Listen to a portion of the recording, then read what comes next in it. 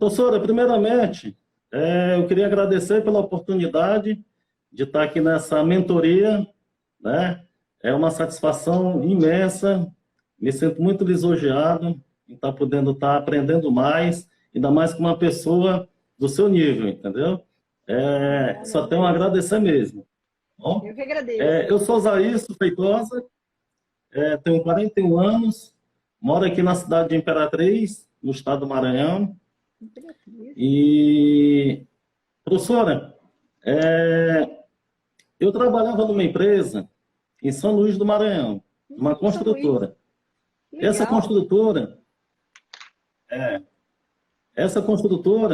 ela é de um primo meu, certo? E ela trabalha exclusivamente com licitações e contratos, né?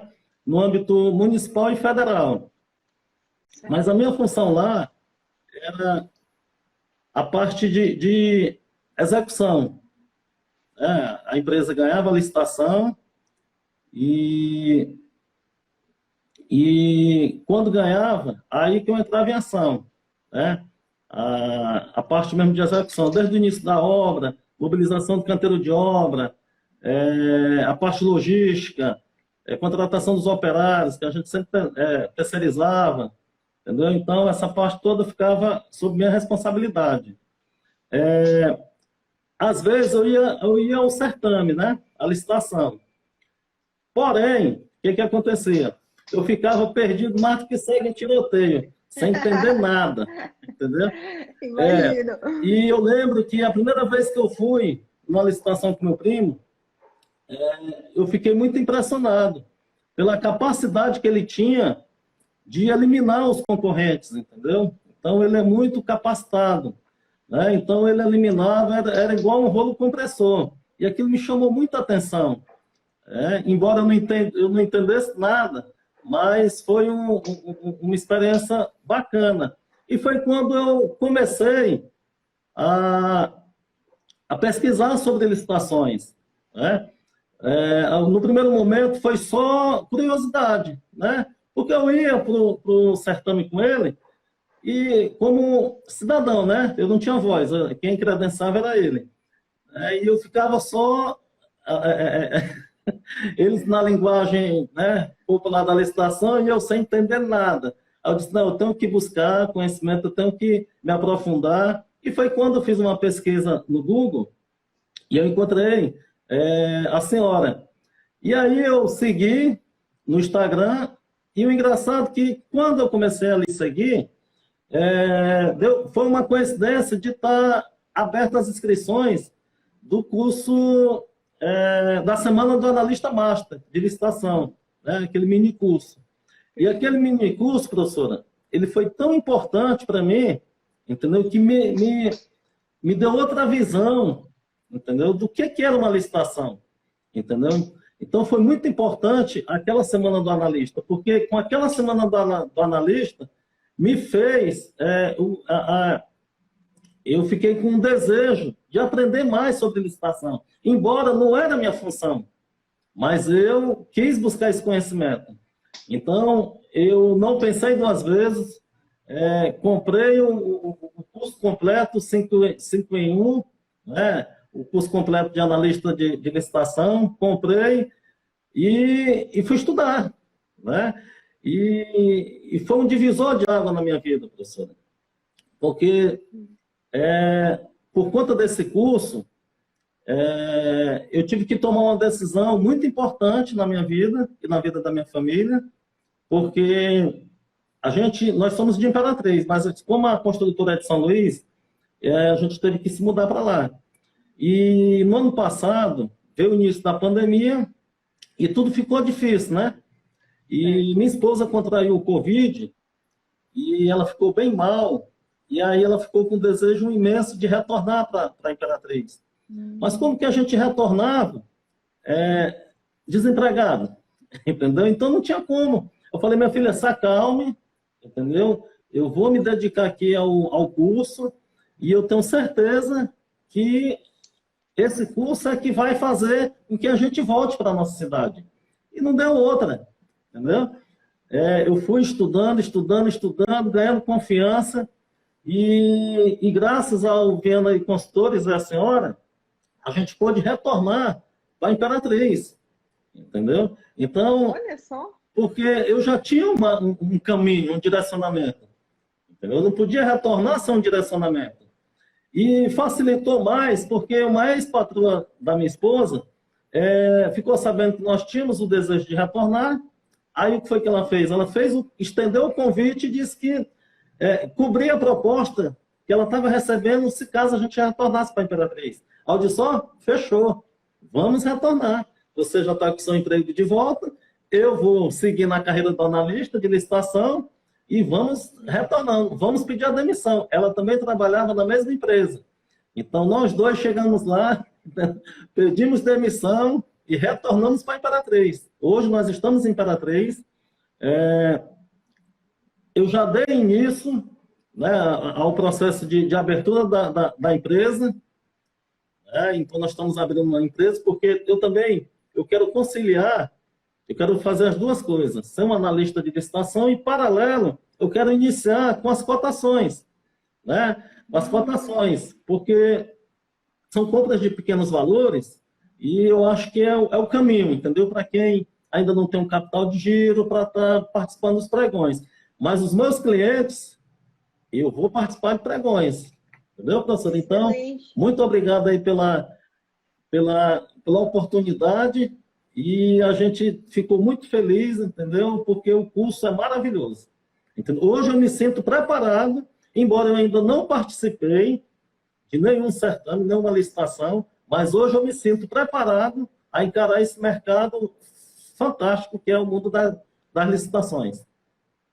Que excelente! Nossa, que depoimento maravilhoso! Aí, que história de vida é maravilhosa, Saílson. Fico muito feliz porque você conseguiu atender um pedido da sua esposa, porque realmente, né, a gente fala, às vezes as coisas acontecem e não são por acaso, né? Ela contraiu aí o Covid, acabou ficando mal, aí quando ela retornou, ela falou, agora deixa eu ir para onde meu coração quer que eu vá, a cidade, né? Então, onde ela se sentia realmente em casa, né? Eu acredito que ela estava ali acompanhando, mas talvez nessa outra cidade ela não estava, o coração dela ficou lá, né? Ficou em Imperatriz. Não, minha família, tanto ela como meu filho, não se adaptaram à cidade.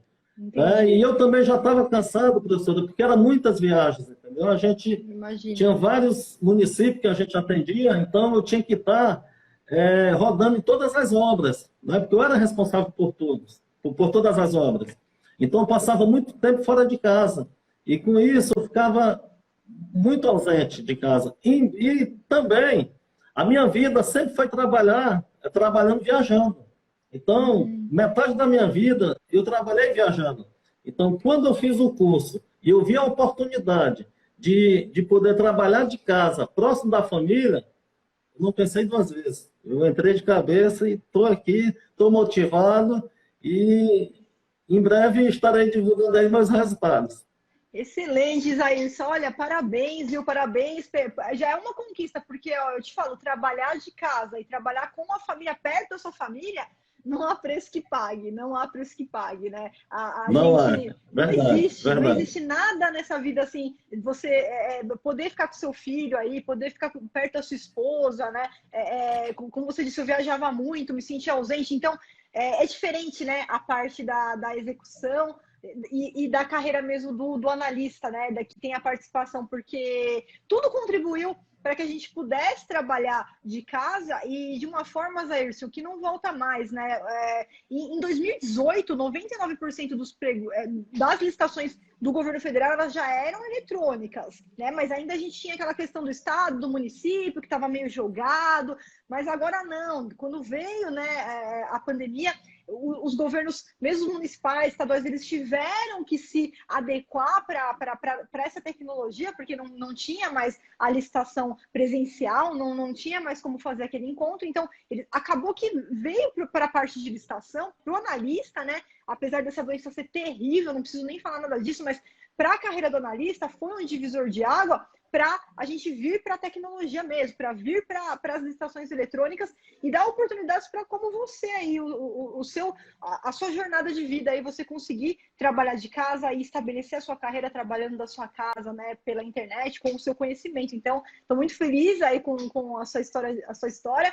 E tenho certeza que o primeiro passo já foi dado, né? A busca pelo conhecimento, o seu comprometimento, né, em fazer, porque eu te acompanho, você é bem participativo, já quero te dar os parabéns, tá? Tá sempre ali, o Zair está sempre fazendo o que tem que ser Obrigado, feito, professor. né? Faz a aula, faz a pergunta, faz as considerações. Olha só, dessa aula eu extraí isso.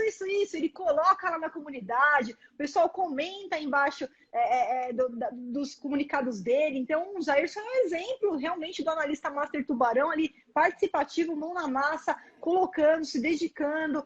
Então, esse comprometimento é o seu perfil para, com certeza, ter muito sucesso. Tenho certeza que você vai voltar aqui muitas vezes para contar e para a gente poder comemorar juntos aí as suas conquistas a partir de agora com essa sua nova carreira e essa virada de chave que você deu na sua vida. Fantástico, professora. Fantástico. Eu só tenho gratidão, entendeu? Por ter a oportunidade de ter lhe conhecido e acreditar, né? E sem palavras, entendeu? O curso é maravilhoso. Eu recomendo. Excelente, Isaírson, perfeito, muito obrigada. E pessoal, para vocês se motivarem, eu tenho certeza que hoje, aqui com essa sua jornada de vida, você vai inspirar também muitas outras pessoas que talvez estejam nessa situação que você estava anteriormente, às vezes está trabalhando aí longe da família. E a gente tem hoje, né? Graças a Deus, a gente tem hoje como estabelecer uma carreira, prosperar, né? Então, com comprometimento, com força de vontade, com um empenho, qualquer pessoa consegue, né? Então, fazendo direitinho, seguindo certinho, aí com certeza tem resultado e consegue trazer isso para dentro de casa também, Zé. Então, excelente. E olha, vamos lá, o que eu puder te ajudar aqui nessa mentoria, estou à sua disposição. Bom, professora, eu fiz aqui algumas anotações, né, Claro, para a gente estar discutindo aí sobre o assunto. Deixa eu pegar aqui minha colazinha. claro, com certeza. Vamos lá. Professora, a primeira pergunta que eu queria fazer para a senhora é a respeito de valores abaixo de mercado, né? Como coibir essa prática, professora, junto aos órgãos, né? Perfeito. Principalmente nessa pandemia, o sistema de registro de preço, principalmente, praticamente está inviável participar, porque essa oscilação de preços, entendeu? Está complicado. Qual era a dica que a senhora daria, entendeu? Para a gente coibir aí essa baixa no mercado de preço? Perfeito. Então vamos lá. Vou falar primeiro do SRP, já que você citou o SRP, aí depois a gente vai para a licitação tradicional. O que acontece, Zailson? Na realidade, como é que funciona, né? Até o pessoal que está aqui participando, como é que funciona o sistema de registro de preços? A gente participa de uma licitação e é fechado um contrato onde uma ata, onde por 12 meses o órgão necessitando daquele produto, daquele serviço que está registrado, quem ganhou a licitação é chamado para entregar o produto, prestar o serviço. Tudo bem, mas são 12 meses, né? Mas não significa que nesses 12 meses o preço ele vai ficar fixo e sem nenhum tipo de reajuste. Por quê? A gente tem 3 institutos que atualizam preços, né, em contratos em geral. O primeiro deles é a revisão, o segundo é a repactuação e o terceiro é o reajuste. Quando a gente fala de reajuste e quando a gente fala de repactuação, veja bem, reajuste e repactuação, eles têm uma finalidade de efetuar uma atualização depois de 12 meses. É como se fosse o seguinte, olha, vamos falar um pouquinho aqui do reajuste, tá? Depois de 12 meses, a gente tem a inflação. Então, é o efeito da desvalorização da moeda. Então, isso é uma coisa. Depois de 12 meses, a gente vai pedir aí um reajuste, porque ele vai atualizar o quê? A inflação da moeda, né? A desvalorização da moeda, e você tem direito aí a essa atualização de preços. Porém, uma outra coisa que não se confunde com isso é o que a gente chama é chamado assim em termos gerais, né, de reequilíbrio econômico-financeiro do contrato, que na verdade é a revisão de preços. Essa revisão ela pode acontecer a qualquer momento. Não tem esse negócio do aniversário do preço. A qualquer momento, esse reequilíbrio, né, essa revisão ela pode ocorrer, onde os preços que estão lá registrados em atas, eles podem ser atualizados. Isso pode acontecer quando? Em qualquer momento, desde que exista algum fato aqui no mercado, aqui no mundo, que ocasione o quê? O aumento daqueles preços que estão registrados. Então, vamos supor que a gente estava lá com... Vou dar um exemplo aqui só para ficar bem fácil de entender. O álcool em gel. Antes da pandemia, a gente tinha lá o álcool em gel, ele tinha um preço, acho que era de R$1, R$1,50, R$2, mais ou menos, tá? Quando aconteceu essa questão aí da pandemia, o álcool em gel ele foi para 5, para 10, para 15 reais, tá? O mesmo que custava R$2 lá, ele acabou indo para 15 reais aqui. Bom, então eu tive um problema comprovado, existiu algo aqui no mundo que fez com que aqueles preços, eles subissem. Então, a minha ata aqui, que estava álcool gel registrado em 2, 3, 4, 5 reais, eu entro com um pedido, tá, de revisão. O que eu tenho que provar? Eu tenho que provar que aconteceu um fato novo, posterior à assinatura da ata, e que, por conta desse fato, o preço de mercado ele subiu. Aí o órgão ele vai analisar, ele verificando que realmente aconteceu esse aumento, ele vai te dar a revisão e vai reajustar, vai revisar, vai reequilibrar o seu preço, tá?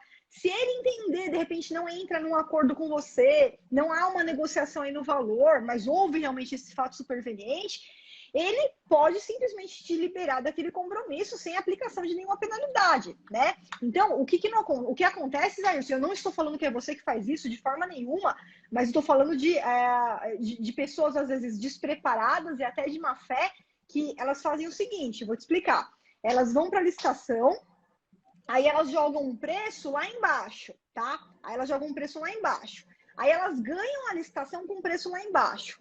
Só que quando ela ganhou essa licitação, ela deu um preço lá, por exemplo, ela deu um preço lá de 100 mil reais, tá? Aqui, ó, 100 mil reais.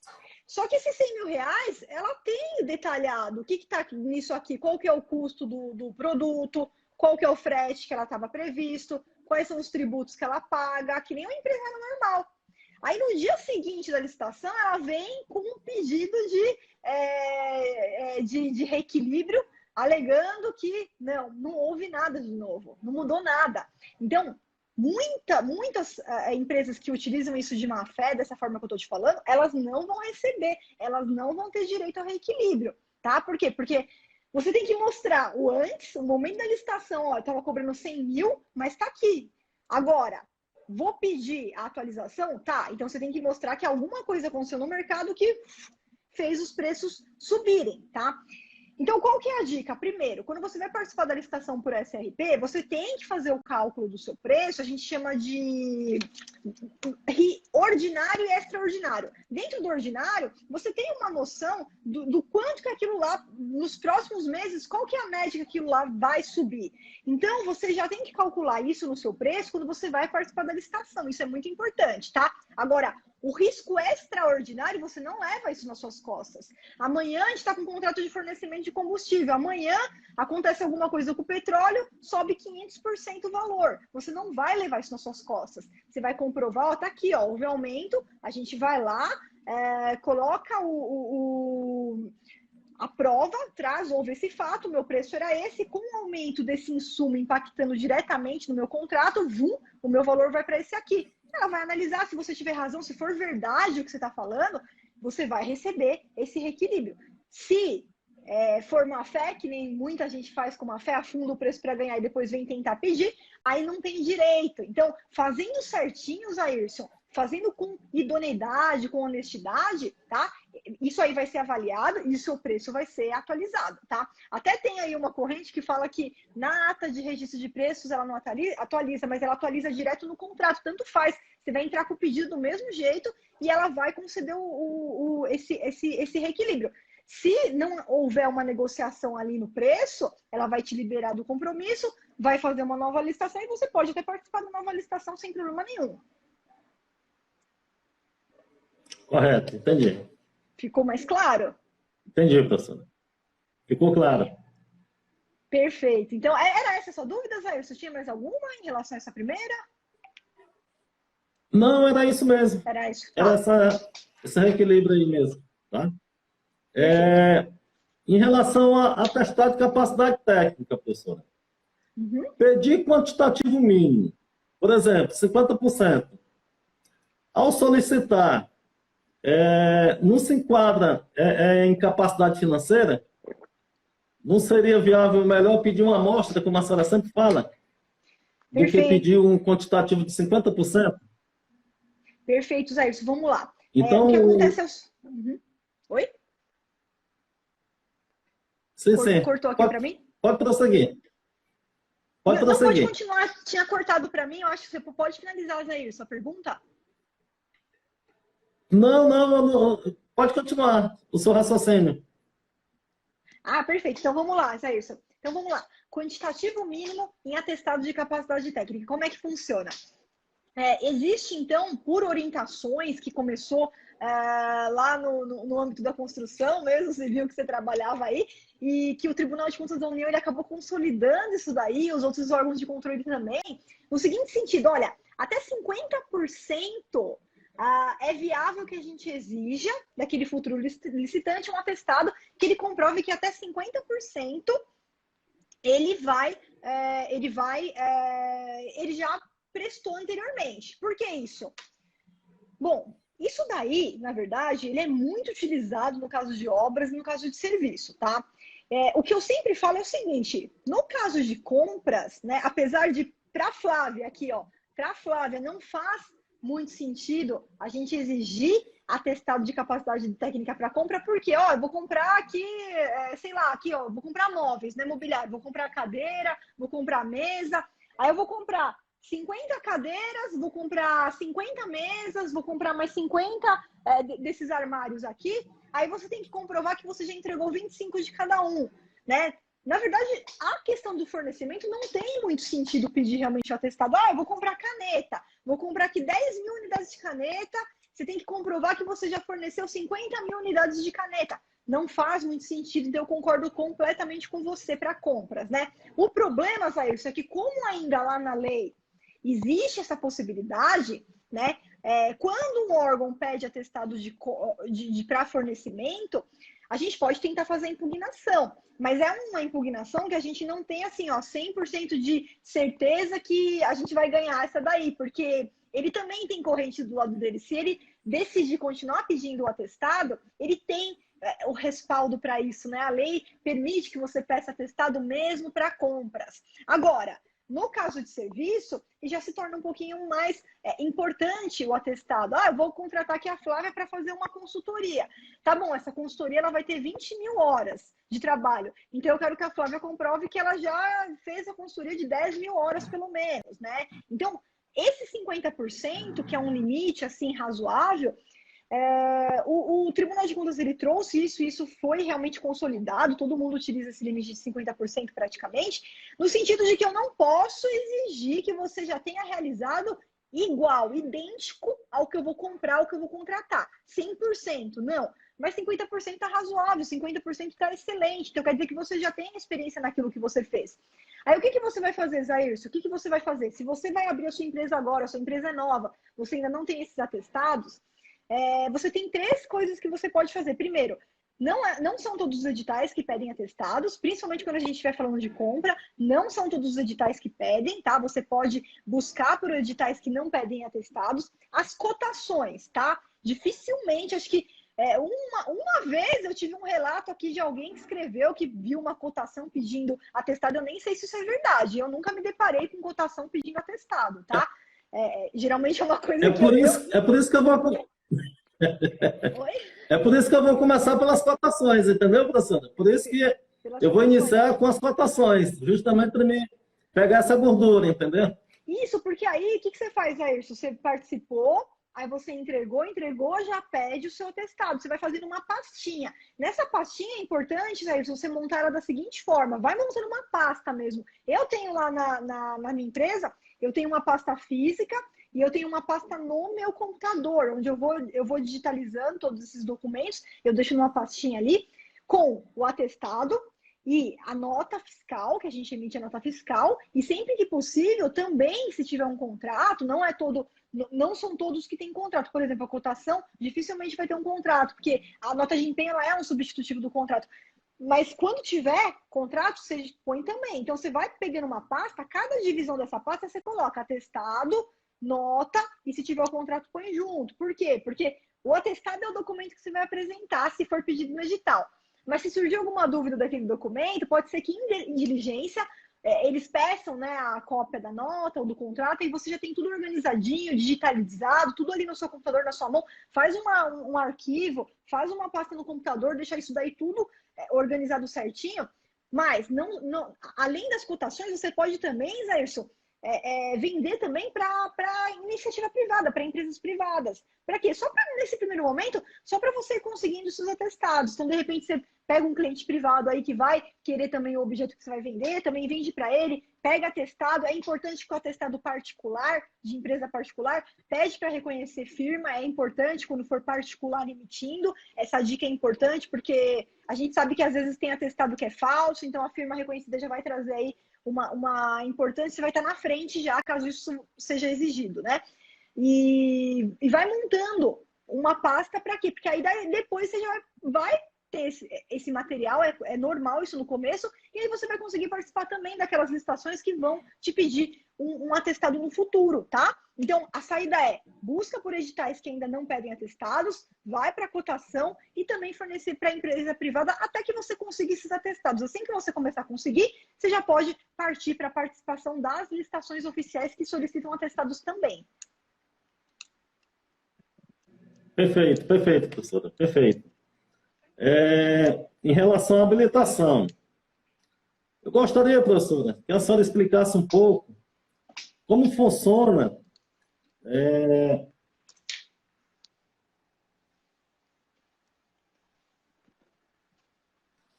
Então, professora, eu queria saber o seguinte, como é que funciona em relação quando encerra a fase de lance, aí a gente vai para a parte de habilitação, né? Só do vencedor. Em que momento é que a gente analisa essa documentação do primeiro colocado? No sistema Comprasnet, por exemplo. Perfeito. Então, é depois que termina a etapa de lances, então aí o pregor ele vai para a parte de negociação, tudo, e aí ele vai para a parte de habilitação do primeiro colocado. Então, assim, olha como é que funciona isso. Tudo que é mandado pelo sistema, via sistema, você vai ter acesso. Então, o que foi mandado pelo sistema, eu consigo analisar do meu concorrente. Então, quando é o mesmo momento que vai abrir para o pregoeiro analisar, que também a gente vai ter acesso, a gente vai conseguir analisar tanto a proposta, o anexo da proposta que foi colocado e a documentação que foi inserida no sistema. Então, o que a gente tem que pensar, tá? Sendo pelo Comprasnet, fatalmente a habilitação dele vai ser pelo SICAF, porque é pré-requisito para fazer o cadastro no Comprasnet. Então, o pregor ele faz uma consulta no SICAF.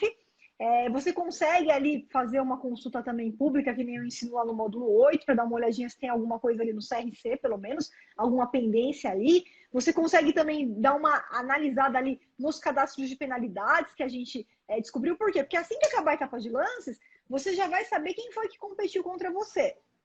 Aí você vai ter acesso ao CNPJ, você vai ter acesso à razão social, aí você consegue fazer aquela análise estratégica dos seus concorrentes, tá? E os documentos que foram inseridos existe também um tempo, professora? Existe um tempo que, por exemplo, de análise, existe um tempo pré-estabelecido? Perfeito. Não existe um tempo assim pré-estabelecido que eu falo, olha, isso aqui vai durar 1 hora, 2 horas. É o tempo, na verdade, que o pregoeiro ele vai levar para fazer essa análise também, porque ele também vai ter que fazer a análise, né? Então é um tempo que você consegue. Assim que terminou a etapa de lances, você já consegue ali ir se antecipando e se adiantando aí, né, nessas pesquisas. Zairson, por quê? O tempo que você vai ter para fazer essa análise é até a abertura da etapa recursal. Então, assim, ó, tem vezes... Sim. que tem vezes que, às vezes, o pregão tem muitos itens, e às vezes, quando o pregão tem muitos itens, não necessariamente o pregão ele vai terminar no mesmo dia. Às vezes o pregão ele vai falar, olha, tá dando aqui 5h30, 6 horas o horário do expediente do órgão, vamos supor que o órgão terminar às 5 horas. Então tá dando aqui o horário do expediente do órgão, a gente vai terminar aqui agora às 5 e a gente vai retomar amanhã às 9 horas da manhã. Aí você já ganha aí a noite, né? Já ganha esse período aí noturno para que você já possa fazer, tá? Quando é um pregão, de repente, que são poucos itens, que é uma coisa, de repente, mais rápida ali, que ele abriria a etapa do recurso no mesmo dia, hoje isso é mais difícil, tá, Zair? Eu vou falar para você. É um pouco mais difícil, é claro, né? Não estou falando que nunca vai acontecer, mas normalmente, assim, acaba que, como são vários itens durante o pregão, acaba que é muito normal o pregão ele ser retomado no dia seguinte ou daqui a 2 dias. Então, o pregão ele sempre vai te informar isso no chat. Olha, a gente vai encerrar agora, a gente retoma amanhã às 9. A gente vai encerrar agora, retoma depois de amanhã, na semana que vem, a gente reabre a partir de tal horário. Então, olha só, eu tava com uma aluna agora, né? A Paola também, ela é nossa analista master, estava esses dias aí com a mentoria para ela. E foi muito bacana porque ela estava participando do pregão. O que ela viu? Ela identificou um erro lá na proposta de 2 concorrentes dela, estava em terceiro lugar. Ela identificou um erro na proposta de 2, tá? Dos 2 que estavam na frente. E o pregão, ele suspendeu a sessão, porque era término de sessão mesmo, só que ele remarcou, não me engano, nesses 2 dias ela já deixou tudo pronto, ela já analisou, já pegou os erros, já fez a fundamentação ali do recurso dela, já deixou tudo redondinho. Assim que ele abriu a etapa, tudo prontinho. Assim que ele abriu a etapa recursal, ela já estava ali já estava com tudo pronto. Mas aí nesse momento ela entrou só com a manifestação imediata e motivada, tá? Mas ela já estava com todos os fundamentos, estava tudo lindo já para que ela conseguiu tirar da frente aqui aqueles 2 que estavam na frente e ganhar aí o pregão. Então, apesar da gente achar que é um tempo curto, na verdade, o pregoeiro também ele vai ter que fazer essa análise. E isso é uma coisa que também toma o tempo dele. Então, muitas vezes esse pregão ele vai ser suspenso e você vai conseguir ali analisar com mais calma, nem que seja de um dia para o outro, ele acaba às 5 horas, tem o período ali da noite para dar uma avaliada com calma, com respirar, né? Ver as coisas sem pressa. Então, é difícil, tá, Zair? Não tô falando que nunca vai acontecer, mas é difícil um que vai assim, já na paulada, e já abre pro recurso, já termina e já acabou no mesmo dia. É mais difícil. Perfeito. Professora, em relação a vistas aos autos, né, do processo, nas modalidades clássicas e no pregão presencial, eu posso pedir vista depois de um processo finalizado? Ou seja, já homologado, já... Pode, né? Pode, com certeza. Outro dia eu pedi vistas para um processo que era de 2000 e... Nossa, foi antes da extinção do Ministério da Economia, agora virou Ministério da Economia. Antes era o Ministério do Planejamento, Orçamento e Gestão. Eu pedi vistas, outro dia um processo do órgão que foi extinto, e era um processo de 2000 e... Agora eu não me lembro se era 2017 ou 2016, foi quando saiu lá a questão dos estudos técnicos preliminares, eu queria dar uma olhadinha como é que foi feito o primeiro estudo lá pelo órgão, né? Então, você tem direito a pedir vistas aos autos do processo. Em 2018, a gente teve a transição do papel para o eletrônico, tá? Então, eu lembro como era um processo em 2017, eu aproveitei uma viagem que eu tive que fazer lá em Brasília, eu fui pessoalmente lá pedir, porque estava na transição ainda do presencial, né, da pasta de papel para o eletrônico, e esse processo era um dos processos que ainda não era eletrônico. Depois de 2018, que a gente teve um decreto federal que acabou trazendo a obrigatoriedade dos processos federais serem eletrônicos, mas é lógico que ainda muitos estados, muitos municípios ainda têm um processo em papel. Então, o que vai mudar só isso se for um município que ainda usa o processo em papel, talvez você tenha que fazer o pedido de vistas daquela forma que eu te expliquei. É a minoria, tá? A maioria, o processo ele é eletrônico, tá na internet, você consegue pedir vistas, ou eles te mandam um link por e-mail, ou eles te mandam acesso ao SEI, que é um sistema de processo eletrônico, que você faz um acesso público lá, no link que eles te mandam lá, tudo pelo sistema, e você consegue visualizar todas as etapas lá, todos os anexos, tá? E se for presencial só, que aí a gente vai tomar a seguinte cautela, né? É perto da sua casa, você consegue pessoalmente. É em outro estado, você pega qualquer escritório de contabilidade, qualquer escritório de advogado, estagiário lá, diligência. Outro dia eu precisei de uma diligência dessa, acho que eu paguei R$ 80, né? Foi antes da pandemia. E foi um estagiário lá, tirou, era um outro estado, ele tirou as fotos para mim lá e me mandou as fotos que eu precisava, tá? As partes que eu precisava do processo. Então a gente resolve isso daí de forma muito fácil, mesmo a gente não estando lá no estado, no local do órgão público. E você vai ter direito a isso do início ao fim. Mesmo o processo já concluído, o contrato já feito, você consegue pedir vistas e você tem direito de analisar. Perfeito, maravilha, maravilha. Até aproveitando o gancho aí do pedido de esclarecimento, essa semana teve uma situação, porque eu sempre fico estudando, entendeu? Embora eu não esteja participando ainda dos pregões, das cotações, mas eu fico acompanhando os pregões e eu quis fazer um esclarecimento, né? Eu quis pedir, na verdade, pedir um esclarecimento a um órgão. Como cidadão. Mas eles não disponibilizaram no sistema e-mail e também não, o telefone que eles disponibilizaram não falava, entendeu? Então, nesse caso, como que a gente tem que proceder?